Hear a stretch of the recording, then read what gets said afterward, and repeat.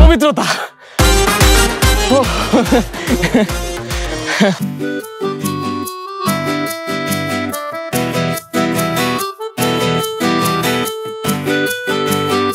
আচ্ছা, তোমাকে যে একটা কথা বলতেছি তুমি কেন বোঝো না? আরে তুমি না কি কি জানি কও খালি, খেলাটাই বুঝো না। খেলাটা জমবে কখন? মনে করো আমরা একটা বীজ বপন করছি, এই বীজ থেকে গাছ হবে, তারপরে ফল ধরবে, আমরা টুক করে ফলটা পারবো, খাবো না। মানে এই যুগের মেয়েদের এই একটাই সমস্যা, বীজ বপন করার আগে এরা ফল খাইতে চায়। তুমি কোন যুগে? আমি আমি এই যুগেরই, তাও মনে করো যে তোমাদের একটু আগের, তো একটু সিনিয়র না। দেখো, আমার ছোটবেলা থেকে স্বপ্ন ছিল আমি প্রথমে বিয়ে করব, তারপরে প্রেম করব। তারপর আমি প্রেমটা করে ফেলছি, এখন বিয়েটা করতেই হবে। এই যে তুমি আবার কি কি জানি কইতেছো। আমি কি কি বলি? কি কি জানি কো, আমি বুঝি না, তোমার খেলাটা বুঝি না, আমি কি জানি খেলা বুঝি না।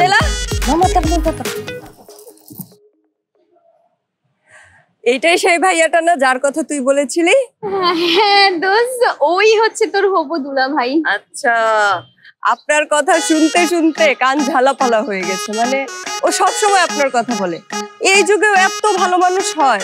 আপনি নাকি আপনার ফেসবুক পাসওয়ার্ডটাও তাকে দিয়ে দিয়েছেন। আম্মু, দোস্ত, আম্মু ফোন দিছে। আম্মু আম্মু যদি বুঝি আমি বাইরে, খবর আছে। একটা কাজ কর, তোরা দুজন কথা বল, আমি আম্মুর সাথে কথা বলে আসি।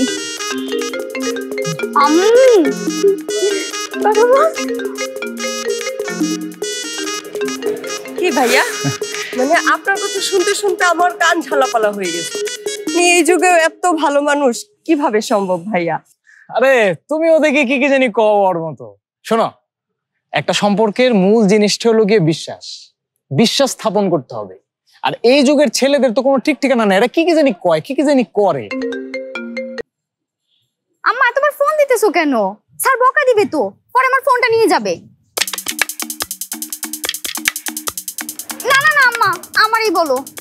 এক মেয়ের মধ্যে ওরা গার্লফ্রেন্ড খুঁজে, আরেক মেয়ের মধ্যে বোন খুঁজে, আরেক মেয়ের মধ্যে মা খুঁজে, আরেক মেয়ের মধ্যে বোন খুঁজে। সমস্যাটা কি? একজনের মধ্যে সব পাওয়া যায় না।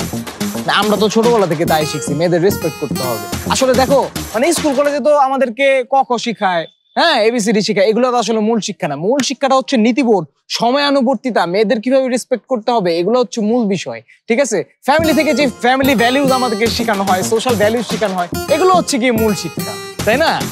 আসলে দেখো, পৃথিবীতে সৎ মানুষ কিন্তু এখনো আছে, মানে একদম যে নাই তা না। মানে একজন যদি সৎ মানুষ পৃথিবীতে বেঁচে থাকে, ওই দিন পর্যন্ত পৃথিবী টিকে থাকবে। যেদিন একদম সব অসৎ পড়ে যাবে, ওই দিন পৃথিবী ধ্বংস হয়ে যাবে। মনে করো আমি নিজেকে কিন্তু একজন সৎ মানুষ মনে করি, বা বিশ্বাস করি যে আমি একজন সৎ মানুষ, বা চেষ্টা করি যে আমি একজন সৎ মানুষ থাকবো, সারা জীবন থাকবো। বুঝছো না? নিজেকে সংযত রাখা শিখতে হবে। আসলে মূল বিষয়টা হচ্ছে কি,